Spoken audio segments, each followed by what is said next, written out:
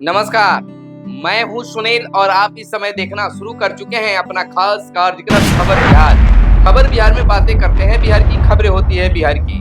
बिहार की खबरों के साथ साथ देश दुनिया में क्या कुछ चल रहा है, तमाम खबरों से हम आपको कराते हैं अपडेट। बिहार में शिक्षा रोजगार का क्या है हाल और गाँव की सरकार को लेकर क्या कर रही है बिहार सरकार, तमाम खबरों से हम आपको कराते हैं अपडेट। आज तारीख है 12 मई 2025, दिन सोमवार। तो आइए जानते हैं आज की बिहार और देश दुनिया की तमाम प्रमुख खबरें। पहली बात कर लेते हैं कि भारत की जवाबी कार्रवाई के बाद पाकिस्तान ने सीज फायर के लिए बातचीत की पहल की। 12 मई यानी आज फिर डीजीएमओ से होगी बात। राजीव घई डीजीएमओ का यह बात आई है, तो इस प्रकार से फिर से इस पर बात हो रही है। अगली खबर हम आपको बता दें कि सड़कों और मेट्रो परियोजना का बिहार के मुख्यमंत्री नीतीश कुमार ने लिया जायजा। अधिकारियों से बोले तय समय सीमा में पूरा करें निर्माण का कार्य। केंद्रीय मंत्री जीतनराम मांझी ने ऑपरेशन सिंदूर पर गया में कहा, भारत की सेना में इतना शौर्य है कि उन्होंने 2-3 दिन में ही पाकिस्तान को सबक सिखा दिया। वहीं एक बार फिर बिहार आएंगे पीएम मोदी, रोहतास के विक्रमगंज में होगी जनसभा। भारतीय वायुसेना का बड़ा बयान, ऑपरेशन सिंदूर अभी भी जारी है। इधर राहुल गांधी ने पीएम मोदी को लिखा पत्र, संसद का स्पेशल सत्र बुलाने की मांग। वहीं ऑपरेशन सिंदूर पर पवन सिंह का देशभक्ति गाना हुआ रिलीज। भारतीय सेना की वीरता को किया सलाम, पाकिस्तान को खूब सुनाई खरी खोटी। वहीं पाकिस्तान द्वारा सीज फायर उल्लंघन पर केंद्रीय मंत्री गिरिराज सिंह ने कहा कि चाहे सीज फायर हो या युद्ध, भारत के सभी नागरिकों को भारतीय सेना और उनके शौर्य पर गर्व है। तो यह बड़ी बात उन्होंने कही है और होना भी चाहिए। नेता प्रतिपक्ष तेजस्वी यादव ने भारतीय सेना को किया सैल्यूट, मीडिया कर्मियों से की अपील, कहा गाइडलाइन का करें पालन, भारत सरकार इस पूरे मामले पर अपना पक्ष रखेगी। उन्होंने प्रधानमंत्री से तुरंत पार्लियामेंट का सत्र बुलाए जाने की मांग की है। उन्होंने कहा कि संसद का विशेष सत्र बुलाया जाए। इधर नहीं संभल रहा देश तो दीजिए इस्तीफा, मुझे बनाइए रक्षा मंत्री, पप्पू यादव की पीएम मोदी से डिमांड। भारत पाकिस्तान के बीच पिछले एक हफ्ते के दौरान से चल रही तनातनी के बीच बिहार के पूर्णिया के सांसद पप्पू यादव ने बड़ा डिमांड कर दिया है। बीते शनिवार को दोनों देशों के बीच हुए सीज फायर पर प्रतिक्रिया देते हुए पूर्णिया सांसद ने कहा कि अमेरिकी राष्ट्रपति के ट्वीट पर हम सीज फायर लागू कर देते हैं। तो इस पर जो देश अमेरिका के ट्वीट पर चले, उस देश के प्रधानमंत्री को अपने पद पर रहने का अधिकार नहीं है। ऐसे पीएम को इस्तीफा दे देना चाहिए। अगर ये देश आप लोगों से नहीं चल रहा है तो कुछ दिनों के लिए हमें ही रक्षा मंत्री और गृह मंत्री बना दीजिए। पप्पू यादव का यह बयान आया है। वहीं चिलचिलाती धूप में अचानक पटना की सड़कों पर उतरे बिहार के मुख्यमंत्री नीतीश कुमार, अधिकारियों को लगा दी खास क्लास। मुख्यमंत्री नीतीश कुमार रविवार दोपहर अचानक से पटना की सड़कों का निरीक्षण करने के लिए सड़कों पर उतर गए। इस दौरान उनके साथ पटना के जिलाधिकारी चंद्रशेखर सिंह समेत कई अधिकारी भी मौजूद थे। पदाधिकारियों को कई गाइडलाइन भी जारी किया, सख्त हिदायत और निर्देश भी दिया है। वहीं समर कैंप में बच्चों के गणितीय कौशल को किया जाएगा सुदृढ़। कक्षा 5 और 6 के चयनित बच्चों के लिए 20 मई से 20 जून तक लगेंगे समर कैंप।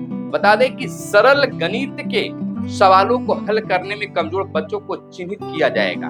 इन बच्चों को बुनियादी गणित को मजबूत करने के लिए 1 से 1.5 घंटे तक की कक्षाएं ली जाएगी। दरअसल शिक्षा विभाग की ओर से सरकारी स्कूलों की 5वीं और 6वीं कक्षा में पढ़ने वाले बच्चों के लिए गणितीय समर कैंप का आयोजन किया जाएगा, जो 20 मई से 20 जून तक 1 महीने के लिए समुदाय स्तर पर इसका संचालन किया जाएगा। कैंप शिक्षा विभाग की ओर से प्रथम संस्थान के सहयोग से लगेगा। इसका उद्देश्य बच्चों को गणितीय कौशल को सुदृढ़ करना है।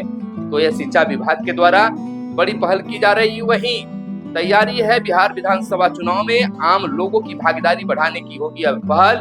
लोकसभा चुनाव की तर्ज पर बिहार विधानसभा चुनाव में भी दिव्यांग और 85 वर्ष से अधिक आयु के मतदाता घर से भी कर सकेंगे मतदान। राज्य और जिला स्तर पर इसे लेकर योजनाएं बनाई जाएगी। युवाओं को मतदान में हिस्सा लेने के लिए किया जाएगा प्रेरित। विभिन्न श्रेणी के अलग अलग सूची बनाकर आयोग द्वारा करेगा जागरूकता का कार्य। जागरूकता अभियान में समाज के प्रतिष्ठित लोगों को भी जोड़ा जाएगा। दिव्यांग और बुजुर्गों को बूथ तक आने जाने की विशेष व्यवस्था होगी। मताधिकार के मायने लोगों को बताए जाएंगे। यानी कि कह सकते हैं कि बिहार विधानसभा के चुनाव अब तेज हो गई है। इधर पुरुषों से ज्यादा हंसमुख है बिहार की महिलाएं। 20 लाख से अधिक महिलाओं ने बच्चों को बताया हंसमुख रहने के कारण। 65% महिलाएं तो 65% महिलाएं तो 35 पुरुष हंसमुख हैं बिहार में। यानी 65% महिला और 35% पुरुष बिहार के हंसमुख हैं। 50,70,666 लोगों पर किया गया है यह अध्ययन। राष्ट्रीय महिला एवं बाल विकास विभाग ने किया है अध्ययन। हंसने के कई फायदे भी हैं। अध्ययन में बातें निकलकर सामने आई है। 50% महिलाएं हर दिन 1 से 2 घंटे हंसती है। महिलाएं छोटे छोटे तनाव को बात करके सुलझा लेती है। बच्चों के साथ ना चाहते हुए भी खुश रहती है। 40% महिलाएं हंसकर करती है मानसिक तनाव को दूर। ऑफिस के सहकर्मियों के साथ हंसकर बातें करती हैं। 3 लाख से ज्यादा महिलाएं बीपी, शुगर, माइग्रेन जैसी बीमारी को दूर कर चुकी है। 10 लाख महिलाएं शारीरिक तंदुरुस्ती को हंसकर सही रखती है। सुबह या शाम टहलती नहीं है। वहीं कुमुद श्रीवास्तव मनोवैज्ञानिक है, राष्ट्रीय महिला एवं बाल विकास विभाग का कहना है कि नियमित हंसने से मानसिक तनाव कम होता है। अधिकतर महिलाएं अपने तनाव को हंसकर दूर करती हैं। महिलाएं नियमित रूप से हर दिन 15 मिनट से 2 से 3 घंटा हंसने पर देती हैं। वो हमेशा खुश रहती है। इससे मानसिक तनाव दिमाग से निकल जाता है। इसका असर उनके शरीर के साथ साथ मन पर भी होता है। हंसने से बहुत सारी बीमारियां दूर होती है। वहीं अगली खबर बता दें कि सभी विधानसभा क्षेत्रों में जातीय सम्मेलन करेगी भाजपा। पार्टी प्रदेश पदाधिकारी की बैठक में लिया गया निर्णय। 15 मई से अभियान की शुरुआत करने की तैयारी। पूरे प्रदेश में तिरंगा यात्रा निकालेगी भाजपा। भाजपा सभी विधानसभा क्षेत्रों में जातीय सम्मेलन करेगी। यह सम्मेलन पूरी तरह स्थानीय स्तर पर होगा और इसमें संबंधित विधानसभा के खास जातियों की जुटान होगी। आयोजन का जिम्मा भी पार्टी के संबंधित नेता को दी जाएगी। बीते दिन प्रदेश मुख्यालय में हुई बैठक में यह फैसला हुआ। पार्टी 15 मई से इस अभियान की शुरुआत करने की तैयारी में है। वहीं पार्टी कार्यालय में ही हुई एक अलग बैठक में यह निर्णय लिया गया कि भाजपा प्रदेश में तिरंगा यात्रा निकालेगी। बैठक में वर्चुअल तरीके से वरीय लोग मौजूद थे और इस पर खास निर्णय भी लिया गया है कि भाजपा जो है अलग तिरंगा यात्रा भी निकालने पर बल दे रही है। वहीं विभिन्न दलों के बूथ स्तरीय एजेंटों का प्रशिक्षण शुरू। विधानसभा चुनाव को ध्यान में रखते हुए शुरू हुआ है प्रशिक्षण का कार्य। आगामी विधानसभा चुनाव को ध्यान में रखते हुए बिहार के मुख्य निर्वाचन पदाधिकारी विनोद सिंह गुंजियाल के निर्देश पर बीते शनिवार से राष्ट्रीय एवं राज्य स्तरीय मान्यता प्राप्त राजनीतिक दलों के बूथ लेवल एजेंट यानी BLA का प्रशिक्षण कार्यक्रम शुरू हुआ। जगजीवन राम संसदीय अध्ययन एवं राजनीतिक अनुसंधान संस्थान में यह प्रशिक्षण 10 मई से 26 मई तक प्रतिदिन चलेगा। तो एक अलग यह पहल की जा रही है। वहीं पेट्रोल पंप पर शौचालय नहीं तो निबंधन रद्द होगा। सभी पेट्रोल पंप के शौचालय और यूरिनल को साफ रखने का निर्देश दिया गया है। निर्धारित आकार के इंडियन और वेस्टर्न टॉयलेट रखने का दिया गया है निर्देश। मूलभूत सुविधाओं वाले पेट्रोल पंप पर लाइसेंस रिन्यू किया जाएगा। बता दें कि परिवहन विभाग ने सभी पेट्रोल पंप पर देसी विदेशी शौचालय सहित अन्य मूलभूत सुविधाओं को सुनिश्चित करने को कहा है। विभाग ने साफ कहा है कि महिला और पुरुष के लिए निर्धारित आकार के अलग अलग इंडियन और वेस्टर्न शौचालय और यूरिनल की सुविधा होनी चाहिए। ऐसा नहीं करने पर लाइसेंस निबंधन की कार्रवाई की जा सकती है। सभी पेट्रोल पंप पर शौचालय एवं यूरिनल की नियमित सफाई भी होनी चाहिए, जिसके लिए एक कर्मचारी को प्रतिनियुक्ति करना होगा। तो यह बड़ी बातें और बड़ी सुविधा की बातें हैं। इधर हर घर नल जल की अगर बात कर लें तो बिहार में जलापूर्ति की स्थिति में हुआ व्यापक सुधार। डेवलपमेंट मैनेजमेंट इंस्टीट्यूट की रिपोर्ट में हुआ है यह बड़ा खुलासा। हर घर नल का जल योजना पर डेवलपमेंट मैनेजमेंट इंस्टीट्यूट की रिपोर्ट के अनुसार बिहार में जलापूर्ति की स्थिति में व्यापक सुधार हुआ है। इंस्टीट्यूट की ओर से यह अध्ययन मुजफ्फरपुर और गया जिले के 55 वार्डों में 1124 से अधिक परिवारों के साक्षात्कार एवं पंप ऑपरेटरों से प्राप्त सूचनाओं के आधार पर किया गया है। तो यह बड़ी बात निकलकर सामने आई है। वहीं बता दें कि गांवों की सड़कें जून से पहले हो जाएगी गड्ढा मुक्त। अधिवेशन भवन में आयोजित संवाद सत्र में बोले मंत्री अशोक चौधरी, 24,000 किलोमीटर से अधिक सड़कों पर होगा काम।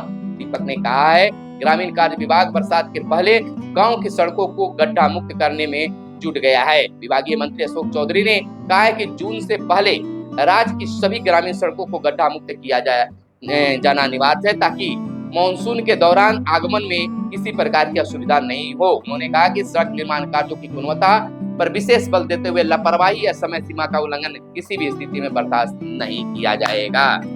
वहीं फर्जी सरकारी वेबसाइट चुरा रहे डाटा, ईओयू ने शुरू किया जांच। गृह विभाग ने आर्थिक अपराध इकाई से कार्रवाई की कर मांगी रिपोर्ट। वेबसाइट का एक्सेस रोका, एसपी रैंक के अधिकारी को जांच की जिम्मेदारी सौंपी गई। सरकार से जुड़ी फर्जी वेबसाइट के डोमेन की जांच हो रही है। साइबर सुरक्षा को लेकर ईओयू अलर्ट एडवाइजरी भी जारी की है। तो यह एक अलग खबर है। वहीं स्कूलों तक नहीं पहुंची कक्षा 6 की किताबें। पुरानी किताबों से पढ़ाई कर रहे विद्यार्थी महीने के अंत तक मिलने की संभावना बताई जा रही है। आपको बता दें कि बिहार के सरकारी स्कूलों में कक्षा 1 से 8वीं तक के बच्चों को निःशुल्क किताबें दी जाती है।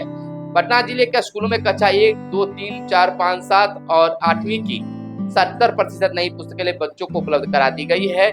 लेकिन अभी तक राज्य के स्कूलों में 6ठी कक्षा तक की किताबें नहीं उपलब्ध हुई है, जिससे विद्यार्थियों को, शिक्षकों को भी पढ़ाने में असुविधा हो रही है।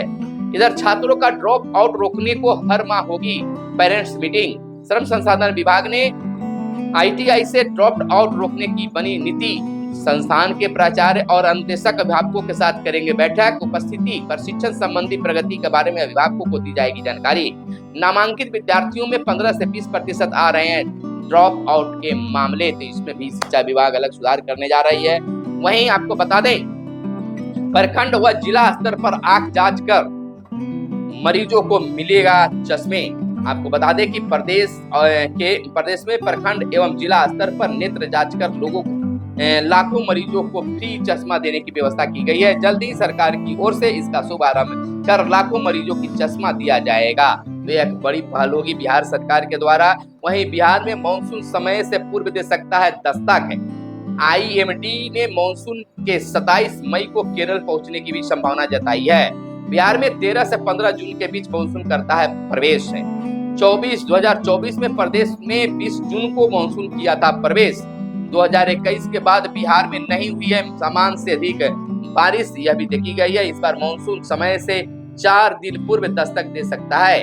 भारतीय मौसम विज्ञान विभाग के अनुमान के अनुसार दक्षिण पश्चिम मानसून के 27 मई को केरल पहुंचने के आसार हैं। आमतौर पर मानसून 1 जून को केरल के रास्ते देश में प्रवेश करता है। केरल में पहले मानसून आने से उम्मीद जताई जा रही है कि बिहार में भी यह समय से पहले प्रवेश करेगा। मौसम विभाग के अनुसार बिहार में मानसून प्रवेश की संभावित तिथि 13 से 15 जून है। पिछले वर्ष से बिहार में 5 दिनों की देरी से 20 जून को मानसून था। सामान्य से 20% कम बारिश हुई थी। वहीं 2023 में मानसून समय से 1 दिन पहले 12 जून को प्रवेश किया था। इस बार देखिए क्या स्थिति बनती है, लेकिन लोगों को मानसून का इंतजार रहता है। वहीं सुविधा है 75 वार्डों में 200 डिलक्स शौचालय बनेंगे। सशक्त अस्थायी समिति की बैठक में हुआ निर्णय। दैनिक सफाई कर्मियों का मानदेय बढ़ा। 4,300 कर्मियों को बढ़े वेतन का मिलेगा फायदा। 152 वाहन खरीदेगा नगर निगम कचरा उठाव के लिए। यह बड़ी प्लानिंग है, बड़ी बात है। तो यह थी आज की खास प्रमुख खबरें जो आपके लिए काम की खबरें हो सकती है। मिलते हैं अगले वीडियो में, तब तक के लिए दीजिए इजाजत। जय हिंद, जय भारत, वंदे मातरम।